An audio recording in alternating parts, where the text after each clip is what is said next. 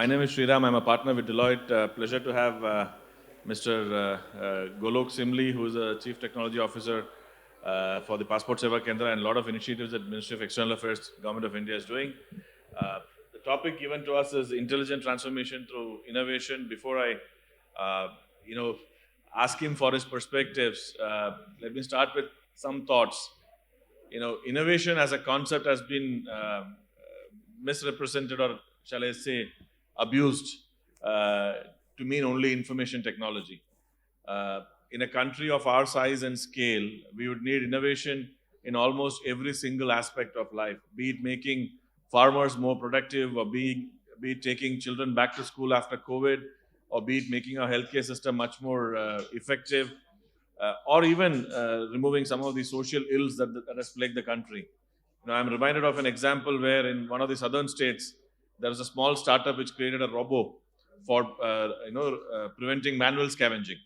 Almost zero IT information technology in it, but if that's not innovation, what is innovation? Right. So we have seen innovation moving from brick and mortar. Those days, when we had to stand only in the railway station to buy tickets, to now common service centers or other places where we can brick and mortar innovation. We have seen digital innovation. We have seen mobile-based innovation. Now we are seeing a lot of people talking of metaverse, AR, VR, and whatnot, right? So while all of these things are happening, many times we are also forgetting one key aspect of innovation, which is to make the life of the consumer and the life of the citizen much easier, right? So the experience that we get from the system, be it the citizen experience, the customer experience, the user experience. Citizens currently are used to a Google, a Facebook, a WhatsApp, whatnot, and they would expect the same thing from a government system as well. And sadly, that is one area that India, all of us believe, have a lot of catching up to do. I was chatting with him before the session. He has a very interesting viewpoint on why we look at innovation from brick and mortar to new age technology, or we look at from customer experience. His viewpoint is that we should look at innovation from a whole of system perspective, some kind of integrated digital transformation based innovation. So I'd request Golok to talk a bit about that basis, his experience. Thank you, Mr. Sreeram. Let me at the outset thanks ET government and the entire team for bringing us here. The topic given to us is very interesting. Mr. Sreeram has given a great direction when we talk about innovation, when we talk about intelligent transformation, when we talk about collaborative and connected government. I think that's where the one when we chap from the IT, from the digital background, whatever we do, I think these 3, 4 things should be the core of your thinking pillar and core of your service delivery mechanism. Now, when I say innovation, let me little bit stretch here. What does it actually mean? Giving some example, real time example, use cases, so that we are able to connect. When I was thinking to transform the passport delivery system, or why only passport, today if you talk about GST system, today you talk about income tax, today you talk about having a driving license, and so forth, whatever we name it. Uh, Innovation means it is not about you and me. Innovation means, can we think empowering the beneficiaries? Can we think of empowering the masses and citizens at large? Right? Can we think something to create an ecosystem which gives me and provides me end-to-end kind of a facilities, amenities, digital infrastructure, the kind of business model I am looking for, the kind of sustainability I am looking for, right? Problem generally we do is we start the program maybe on having some budgeted model, capex, opex, whatever you name it, but after some time we see that the program by itself, it's not going up but going down. And these are the regions, as I said, you terribly miss these kind of a connected thinking, collaborative thinking, holistic transformation. Let me give a small example. When we were starting this kind of a massive program like Passport Seva program, where we are dealing more than 1, let's say 3 billion of people, right? And why only in India, but globally too? Today, not only in India, but my diaspora across the globe, anywhere in the world, if they are looking for a passport services, they really feel that, okay, there is a ministry, there is a government who cares for me, right? And how was it possible? Because we never went into a traditional model. Thinking was innovative thinking, and there, as I said, I was looking to have to create not only the ecosystem for myself in terms of digital, in terms of delivery system, but I was also looking for a creating ecosystem where my citizens feel connected, where citizens have to have a say to the government, where citizens, if they log a grievance, there is somebody is there to respond for. Where if I am a citizen logging a grievance, I exactly know how many days my grievance is pending, where is it pending, why is it pending, and if I am not responding, is there a escalation mechanism available? Today we simply say that your passport is a tweet away. Why is so?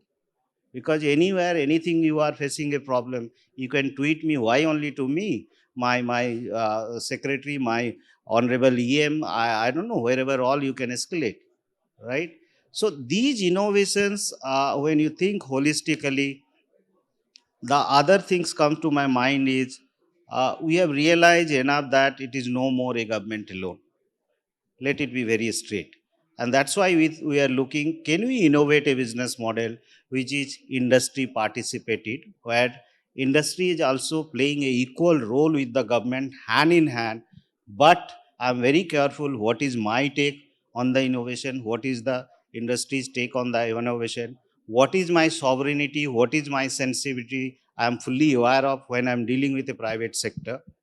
I am also fully aware of when I am dealing with the citizens' data, what is the data, and the way I capture the data, as because there is a private partner with working hand in hand with me. How do I take care of the privacy, the data security, and at the end, when we are thinking holistically, ultimately you have to think that there is a citizens, and I do not make any difference between whether I am a officer or a poor citizens. For an example, today if you apply for any of these passport services, either you apply in Delhi, Mumbai, or Chennai, or a poor citizens living at a remote village of Jharkhand, UP, or Bihar, absolutely there is no difference in terms of dealing with the citizens, in terms of making the services available to the citizens, in terms of everything and anything. No, the other point, since you raise about brick and mortar model to a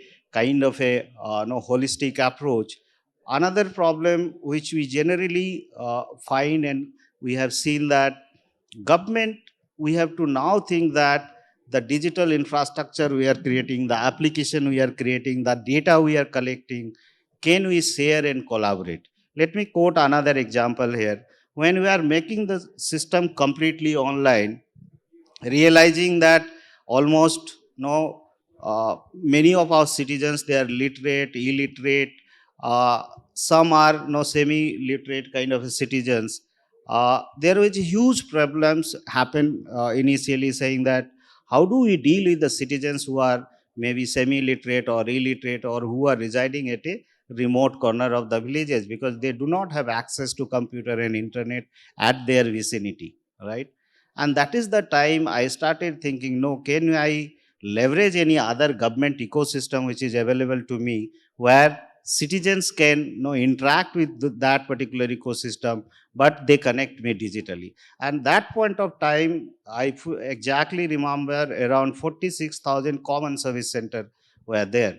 What we did, we integrated with those common service center. Today it is crossing 4.5 lakhs, and we gave a huge advertisement for our own citizens in different vernaculars, local language, saying that if you have a problem in filling up the form digitally, please visit to the nearest common service center. They will help you out. Simply charge 100 rupees, and you do not and need not travel to any travel agent who otherwise were misguiding, and see the result of it. The result of is the travel agents or any of these internet who were otherwise charging to just simply fill up the form, let's say 1,000 or 2,000 rupees, wherein my passport fee itself 1,500 rupees, they started charging 50 rupees, because that is the kind of ecosystem we could create. So In that's fact, how I think Mr. in fact, Sreeram you talked about wants to. ecosystem enablement. Yeah. You talked about business model innovation with the passport or the common service center. I'm also, I also have to point out the speed at which some innovations that have happened in the country when there is purpose, when parties come together. For example, the whole launch and also the inclusivity, the nature of being inclusive to literate, illiterate, semi-literate. The way the CoWIN as an app came up and the way it got launched in almost, at a lightning speed. The industry came together along with the government ecosystem. There were teething troubles, but when I first went for my vaccine shot, I was not intrigued by the experience that I had. I went to see what is the application that the nurse had on the other side. And it was so simple and it was so easy to use and it was all connected. Now, somewhere as a nation, it is possible that we are able to innovate at scale and become an exemplar, like our External Affairs Ministry. He said that he had a passport, a COVID certificate on his phone, whereas his child had a piece of paper in the US. So, if you are able to innovate like this, is there a question to you coming from private sector to government, sir? Is there a mechanism by which, in the absence of some massive force majeure events like COVID, is there a way and mechanism by which government industry collaboration can create innovative solutions that are needed? For example, a stubble burning solution. For example, a solution where there is infant mortality. For example, children dropping out of school or increasing the pass rate. So is there a way on a mission mode with the criticality, industry and government coming together and innovating and providing solutions at a much faster rate at scale?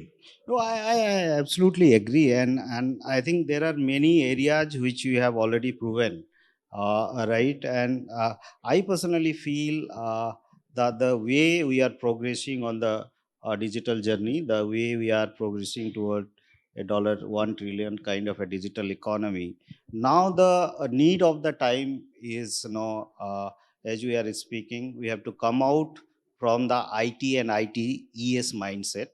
We have to enter to our core sectors, which Mr. Sreeram is pointing for, whether it is a agriculture sector, whether it is a health sector, whether it is a education sector, whether it is a logistics sector, and whether it is a transport sector, right? And if we can bring in the essence of digital to the core sector, bringing them towards a intelligent kind of a transformation within that core sector, I think that is the journey we need to look forward. The second important point comes to my mind is, why is that, for an example, a child is getting born in a hospital, right? We issue a birth certificate today, right? And the way the child start growing up, then the child is needing a address proof, a Aadhaar card, maybe a passport later on, right?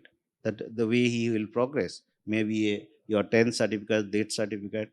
Maybe also on the journey when he'll apply a passport, he or she has to also prove, saying that, okay, he is my father, he is my mother, or single mother, or so and so forth. Now, the moment the child is born, can I attach to many of the other privileges, which anyway the child, while he is growing up, he has to get that privilege going forward, right?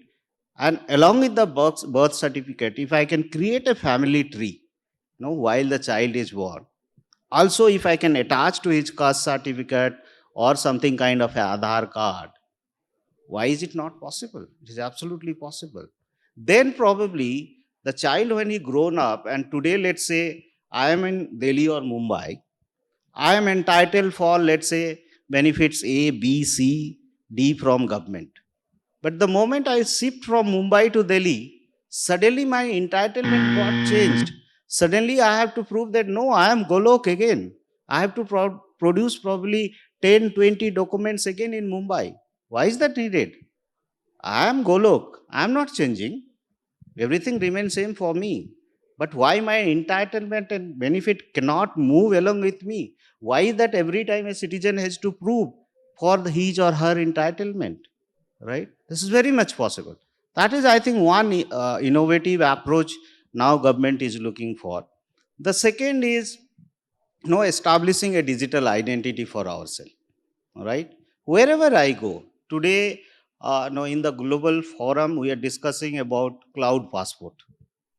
Do we really need a physical copy of the passport? Can I simply identify you when you are passing through the immigration, saying that, okay, I am Golok, he is Mr. Sreeram. Everything I can check from the database. I allowed to pass through the immigration.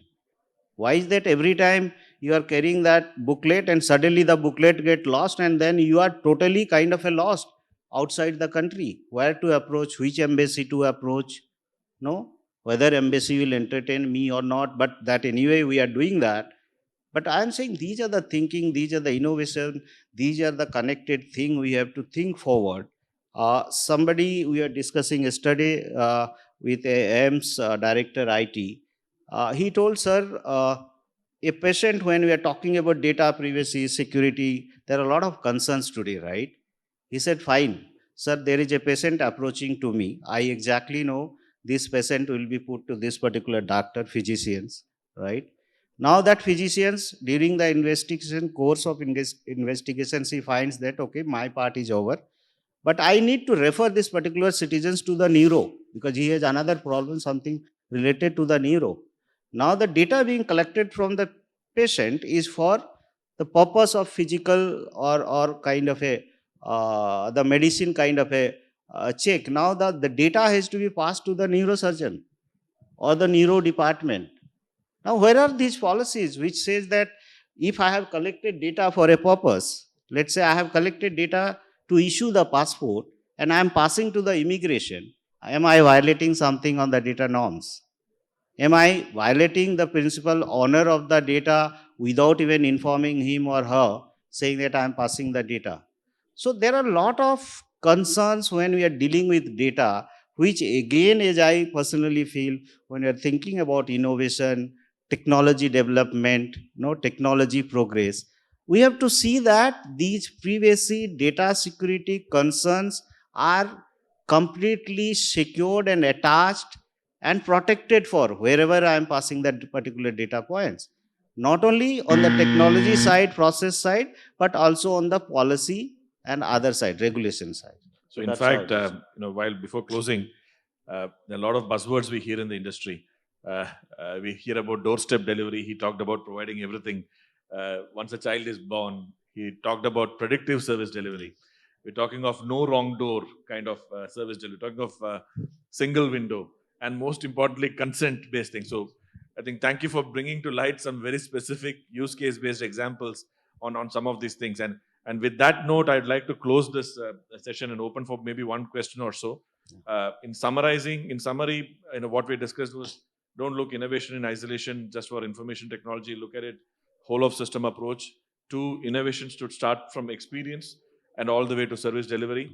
And three, look for critical business models, business model innovation also while you're looking at IT-based innovation. In summary.